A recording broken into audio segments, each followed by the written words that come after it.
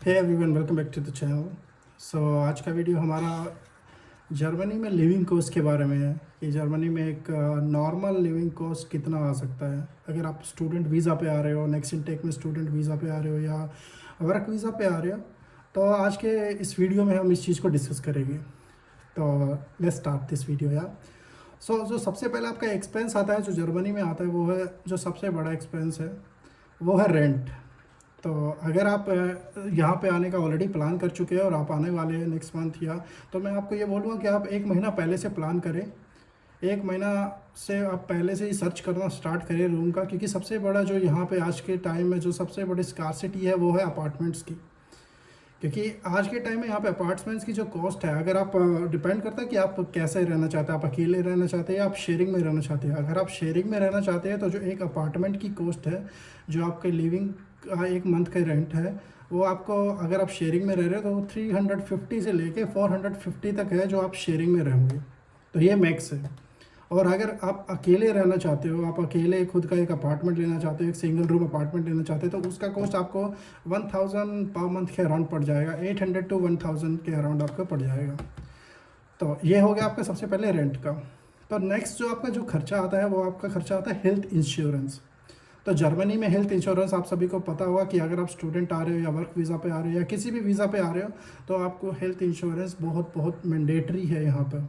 अगर आप स्टूडेंट आ रहे हो तो आपको बिना हेल्थ इंश्योरेंस के आपकी यूनिवर्सिटी आपको एनरोलमेंट नहीं देगी। तो आप हमारे जर्मनी के अंदर, जर्मनी में पब्लिक इंश्योरेंस और प्राइवेट इंश्योरेंस दोनों है।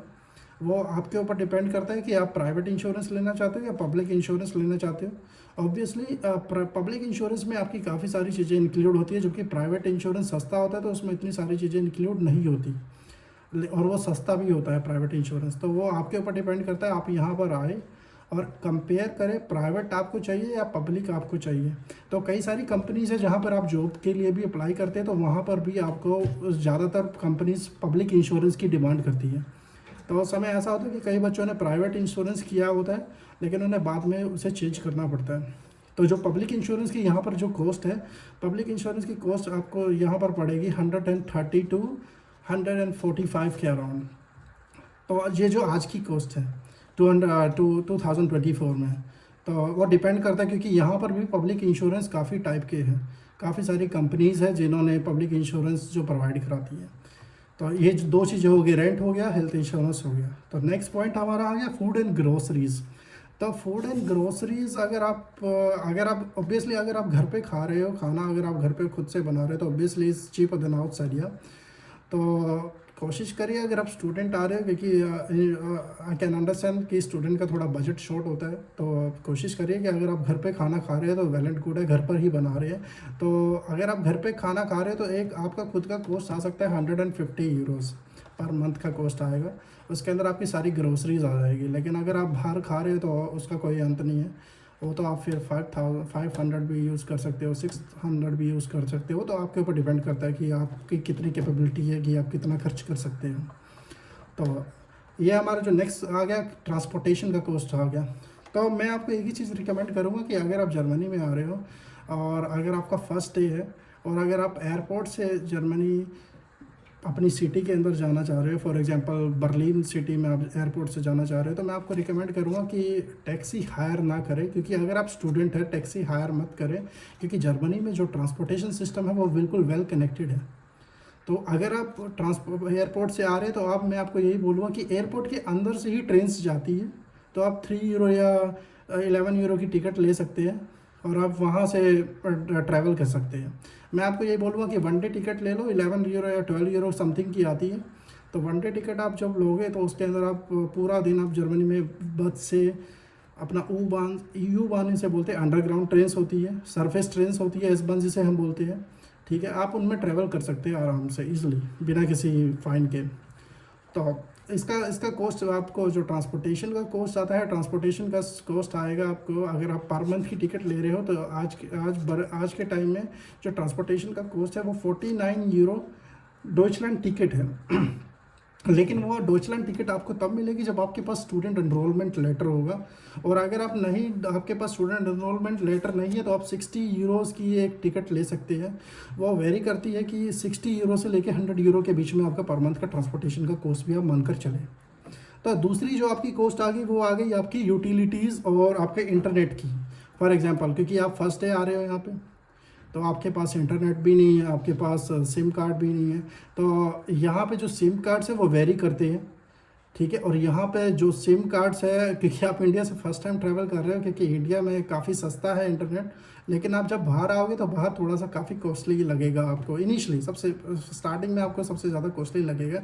तो आपको मैं यही रिकमेंड करूँगा कि आप एक सिम कार्ड लो, उस विद इंटरनेट लो, और वो आपको कॉस्ट करेगा 10 यूरोज़ के अराउंड कॉस्ट करेगा। तो आप उसमें अपना इंटरनेट भी यूज़ कर सकते हो। लेकिन जो इंटरनेट होगा वो आपका अनलिमिटेड नहीं होगा। इंटरनेट आपको 10 यूरोज़ के अंदर 8 GB भी मिल सकता है, 5 GB भी मिल सकता है, ठीक है। वो डिपेंड करता है। और अगर आपको एक अच्छी शॉप पता है तो आप अपनी एक अच्छी शॉप से जाके, किसी अच्छी शॉप से जाके, जो काफ़ी सारे डिस्काउंट्स भी देती है, क्योंकि यहाँ पे कई सारी कंपनीज़ है जो अच्छा डिस्काउंट प्रोवाइड करती है, तो आप वहाँ से ले सकते हो।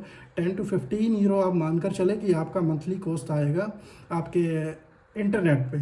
लेकिन उसके बाद ये आपका फर्स्ट मंथ का है, क्योंकि फर्स्ट मंथ आप भी ज़्यादा यूज़ नहीं करोगे, क्योंकि नॉर्मली यहाँ पे सभी अपार्टमेंट्स पे वाईफाई होते हैं। तो आप अपना वाईफाई, अपना घर पे आके आप अपना इंटरनेट खुद का बंद करके वाईफाई ऑन कर सकते हो, आप वहाँ से वाईफाई यूज़ कर सकते हो। तो इस करके आपका 15 यूरो तक आपका कॉस्ट आ सकता है। लेकिन अगर आप उसके बाद अगर मंथली लेना चाह रहे हैं तो मंथली यहाँ पे कई जो सिम्स आती है वो कॉन्ट्रैक्ट के साथ आती है, तो वो वेरी करती है 25 to 30 यूरोज़ पर मंथ। तो ये भी एक आपका कॉस्ट हो गया। तो आप कंपेयर कर सकते हो कि आपके इनिशियली फर्स्ट मंथ और आपका जब बाद में आपका कितना खर्चा आ सकता है। तो जो दूसरी आगे कि कई बच्चे क्या करते हैं कि वहाँ से इंडिया से फ़ोन लेना पसंद नहीं करते, तो वो यहाँ पर आके फ़ोन लेते हैं। तो आप यहाँ पे आप आके फ़ोन ले सकते हैं, लेकिन उसके लिए आपके पास रेजिडेंट वीज़ा होना चाहिए, आपका रेजिडेंस कार्ड होना चाहिए। फॉर एग्जांपल, आपके पास अगर आपका नॉर्मल वीज़ा है जो आपको 3 मंथ्स का इंडिया से, या 6 मंथ्स का वीज़ा जो मिला है, टेम्परेरी वीज़ा जिसे बोलेंगे हम, अगर आप वो यहाँ पे आके अगर कॉन्ट्रैक्ट पे आप कोई फ़ोन लेना चाहते हैं तो आपको कोई फ़ोन नहीं मिलेगा। उसके लिए आपको आपका रेजिडेंस कार्ड ही चाहिए। जब आप दोबारा से एम्बेसी में अप्लाई करोगे, जब आपका वीज़ा एक्सपायर होने लगेगा, तो अब आपको एक कार्ड देंगे, अवंथाल टाइटल उसे बोलते हैं।